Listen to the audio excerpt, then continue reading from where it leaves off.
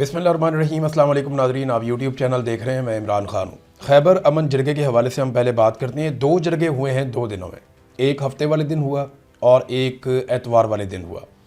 हफ्ते वाले दिन जो जरगा हुआ वो पाकिस्तान की एस्टेब्लिशमेंट की आशीर्वाद से हुआ। उसमें चंद दर्जन लोग मौजूद थे, बहुत ही थोड़ी सी तादाद में लोग थे और कोई इतना ख़ास जरगा नहीं था, ना वहाँ पर आवाम की भरपूर नुमाइंदगी थी। लेकिन उसको पूरी कवरेज मिली, पाकिस्तान के तमाम टीवी चैनल्स ने उसको दिखाया, सरकारी टीवी ने उसको दिखाया, उसकी काफ़ी पजीराई करने की कोशिश की गई और उसको अंडर डिस्कशन भी लाया गया। लेकिन जो दूसरा जरगा हुआ वो खैबर अमन जरगा है। ये जो खैबर अमन जरगा हुआ अगले दिन, पहले वाला बाड़ा में था और एतवार को खैबर अमन जरगा, यहाँ पे हज़ारों लोगों ने शिरकत की है। यहाँ चंद दर्जन लोग नहीं थे, लेकिन इसकी ज़ीरो कवरेज है। इसे किसी पाकिस्तान के टीवी चैनल ने नहीं दिखाया, इसकी खबर नहीं चलाई गई, इसको अखबारों के अंदर भी गालिबन अब नहीं छापा जाएगा। आज जब आप ये वीलॉग सुन रहे हैं तो शायद कहीं पे कोई थोड़ी बहुत जगह मिल जाए, लेकिन जो जरगा एस्टेब्लिशमेंट ने करवाया, जिसको अफरीदी साहब ने कहा जी कि ये अस्करी जरगा है, तो उसकी तो कवरेज हुई। लेकिन जो जरगा वहाँ पे मकामी लोगों ने किया और अमायदीन ने किया और खैबर पख्तूनख्वा के वज़ीर आला उसमें गए, उसकी कवरेज नहीं हुई, किसी ने दिखाया भी नहीं उसे। लेकिन यही अवाम का हकीकी जरगा है, क्योंकि ये किसी की ख्वाहिश के ऊपर नहीं बना, ये किसी के कहने के ऊपर नहीं बना, इसे कोई सरकारी आशीर्वाद हासिल नहीं है। ये आम कबायली हैं जो इकट्ठे हो गए और उन्होंने इकट्ठे होकर फैसला किया। जरगे ने 3 अहम फैसले किए हैं। ये तीनों फैसले मैं आपके सामने रख देता हूँ। नंबर 1, हमें जबरी तौर पर अपने घरों से बेदखल किया गया, एक तो ये उन्होंने क्लियर कर दिया। लिहाजा वफाकी हुकूमत और जिसने हमारी कुर्बानी को मजाक बनाया है वो माफ़ी मांगकर अपने अल्फाज वापस लें। पहला तो उनका तकाजा है कि ज़बरदस्ती निकाला है, माफ़ी मांगो जिसने मजाक उड़ाया। दूसरा मुतालबा, जो दूसरा फ़ैसला वो ये है कि बार बार अपने घरों से बेदखली बंद कमरों के फ़ैसलों का नतीजा है। इस दफ़ा हमारा रुख पुरअमन तौर पर इस्लामाबाद की तरफ होगा। अब हम रियासत पर काबिज लोगों से अमन से जीने का हक मांगेंगे। ये जो उनके साथ किया जा रहा है ना, खैबर पख्तूनख्वा के लोगों के साथ, इन्हें बार बार इनके इलाकों से निकाल देते हैं और निकाल के किसी भी एरिया में बिठा देते हैं। इनको पाकिस्तान के अंदर ही IDPs बना दिया जाता है, हिजरत करके एक जगह से दूसरी जगह। फिर जब ये वापस जाते हैं तो ना इनके बाजार, ना इनके घर, ना इनकी जायदाद, ना इनका कारोबार, कुछ भी इन्हें पहले जैसा नहीं मिलता, बल्कि बहुत सारी जगहों पे कब्जे हो जाते हैं और अजीब माहौल बन जाता है। चीज़ें तबाह बर्बाद हो जाती हैं, जो सामान छोड़ कर आते हैं उन पर डकैतियाँ पड़ जाती हैं, तो बाकी बचता ही कुछ नहीं है। तो अब वो ये कह रहे हैं कि हमारे साथ अब अगर ये किया जाएगा तो हम अपने घरों से निकल कर फिर इस्लामाबाद आएंगे और पुरअमन तरीके से आएंगे और हमारा रुख इस्लामाबाद की तरफ आएगा और हम रियासत पर काबिज लोगों से, यानी रियासत के ऊपर जिन लोगों का कब्जा है, उनसे अमन से जीने का हक मांगेंगे। तीसरा फैसला इन्होंने ये किया कि पहले मरले में खैबर अमन जरगे के तमाम फैसले जो हैं वो तमाम कबायली इजला में जरगों के सामने रखे जाएंगे। जितने भी कबायली इलाके हैं वहाँ पे जरगे होंगे, उनके सामने ये सारे, जैसे बाजोड़ में जरगा होगा और बहुत सारी एरियाज़ हैं वहाँ पे जरगा होगा, तो ये सारे वज़ीरिस्तान में हर तरफ वो जरगा होंगे और हर जरगे के अंदर ये सारे फैसले रखे जाएंगे जो फैसले किए गए हैं और उनसे भी मशवरा लिया जाएगा।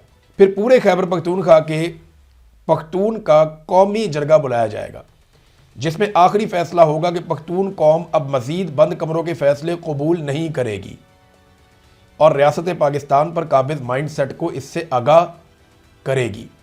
ये जनाब सुहेल अफरीदी साहब ने बताया और ये 3 फैसले वहाँ पे हो गए। नंबर 1, जिन्होंने मजाक उड़ाया वो माफ़ी मांगे। नंबर 2, अगर अब हमारे साथ दोबारा ये होता है तो हम इस्लामाबाद की तरफ आएंगे। नंबर 3, पूरे खैबर पख्तूनख्वा में कबायली इलाकों में जरगे होने जा रहे हैं। फिर एक कौमी जरगा होगा बहुत बड़ा, जिसमें यह फैसला कर लिया जाएगा कि आइंदा बंद कमरों का कोई फैसला तस्लीम नहीं किया जाएगा।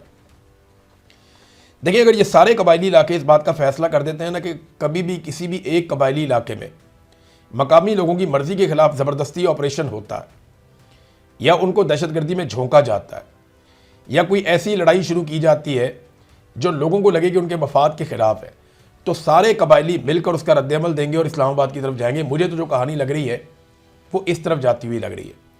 बहरहाल आने वाले दिनों में आपको पता चल जाएगा। इसी जरगे में कुछ चीज़ें और भी हैं, कुछ मैंने पिछले वीलॉग में रिपोर्ट की थी जो रह गई हैं, वो ये मैं आपको बता रहा हूँ। उन्होंने कहा एक तरफ, ये सुहेल अफरीदी ने कहा कि एक तरफ हम कुर्बानी दे रहे हैं, दूसरी तरफ झूठे प्रोपेगेंडे किए जा रहे हैं। ये हमारे साथ मजाक है और इस दफ़ा खैबर पख्तूनख्वा की आवाम अपने साथ मजाक नहीं होने देगी। इस दफ़ा आपकी हर पॉलिसी के ख़िलाफ़ हम खड़े होंगे और आपकी आंखों में आंखें डालकर हम आपको बताएंगे कि हम दहशतगर्दों के साथ नहीं, बल्कि आपकी पॉलिसियाँ दिन ब दिन दहशतगर्दी बढ़ा रही हैं और दहशतगर्द भी बढ़ा रही हैं। मेरे पाकिस्तानियों, चाहे आप मुल्क में हों या ओवरसीज़, इस वक्त कबायली अवाम शदीद मुश्किलात का शिकार है। उन्होंने एक अपील की है, अगर रमज़ान भी आ रहा है, वो ये कह रहे हैं कि सूबाई हुकूमत का हिस्सा बड़ा थोड़ा सा होता है और हमारे पास इतना पैसा नहीं है। वफाकी हुकूमत के हिस्से जो पैसा आता है वो अपना आइनी हिस्सा दे ही नहीं रहे। रमज़ान भी करीब है, मुश्किलात में इजाफा हो रहा है। सुहेल अफरीदी का कबायली अवाम के लिए वज़ीर आला रिलीफ अकाउंट खोलने और टेलीथॉन के इनेकाद का ऐलान। देखिए, हम सबको इसमें अपना रोल प्ले करना चाहिए। अपनी जेब से हम जो भी दे पाएँ, ओवरसीज़ पाकिस्तानी जो कर पाएँ, जो मैं कर पाऊँ, जो आप कर पाएँ, हम सबको करना चाहिए। मैंने अपने साथियों के ज़रिए से वादी तीरा के मुतासरीन के लिए कुछ सामान भिजवाया भी। मैं चाहता हूँ कि आइंदा भी हम ये काम करें और मिलजुल कर इसके अंदर हिस्सा डालें। ये अच्छी बात है कि वज़ीर आला खैबर पख्तूनख्वा, जिनकी क्रेडिबिलिटी भी अच्छी है, वो एक टेलीथॉन करें और उसके ज़रिए से वादी तीरा या बाकी कबायली इलाकों के जो मुतासरीन हैं, जिन्हें बेघर किया गया, उनकी मदद की जा सके। रमज़ान मुबारक में अल्लाह रब्बुल इज़्ज़त आपको बहुत सारी इसमें बरकत अता फरमाएगा इंशाअल्लाह। सुहेल अफरीदी ने बताया कि वफाकी हुकूमत कैसे उनके पैसे रोक लेती है। उन्होंने कहा जी, IDPs के 52 अरब रुपए इन्होंने देने, वो नहीं दे रहे। 4758 अरब रुपए वाजिबुल अदा हैं, वो भी नहीं दे रहे। और ये उस मुल्क में हो रहा है जहां पे 5300 अरब रुपए की तो हालिया करप्शन पकड़ी गई थोड़ा अर्सा पहले। मुझे अपने सूबे और अवाम पर जो मसाइल हैं, अवाम के मसाइल, उस पर बातचीत के लिए वज़ीर आज़म शहबाज शरीफ की जानिब से कल मीटिंग की दावत दी गई है। यानी सुहेल अफरीदी को शहबाज शरीफ ने दावत दी है कि आकर मुलाकात करें आप मेरे साथ। तो इंशाअल्लाह मैं उनके सामने खैबर पख्तूनख्वा, अपने अवाम और आप सबके हकूक़ का मुकदमा वाज़े और दो टोक मौक़िफ़ के साथ पेश करूँगा। सुहेल अफरीदी ने कहा जी कि जरगे में मैं शहबाज शरीफ की दावत कबूल करता हूँ और मिलने उससे लिए जाऊँगा मैं। अब शहबाज शरीफ से सुहेल अफरीदी की मुलाकात, वैसे ये तो ज़रूर पूछना चाहिए शहबाज शरीफ से कि जनाब, वो जो आपने पूछ के बताना था फिर की बनया। यानी शहबाज शरीफ से सुहेल अफरीदी ने यही कहा था ना कि मेरी इमरान खान से मुलाकात करवा दे पहली टेलीफोनिक कॉल पे। तो शहबाज शरीफ ने कहा था पूछ के बताता हूँ। अब 11 मरतबा सुहेल अफरीदी साहब गए और इमरान खान साहब से मुलाकात नहीं हुई। तो मेरे ख्याल में शहबाज शरीफ साहब ने एंगेज किया है सुहेल अफरीदी को और ये लोग इंतज़ार कर रहे हैं 8 फरवरी गुजरने का। उसके बाद शायद इमरान खान साहब की मुलाकात ये सुहेल अफरीदी से भी करवा दें। और अगर हो जाएगी मुलाकात तो फिर उसके बाद क्या होगा, रमज़ान आ जाएगा, ईद आ जाएगा, फिर तहरीक आ जाएगी, उसके बाद बजट आ जाएगा।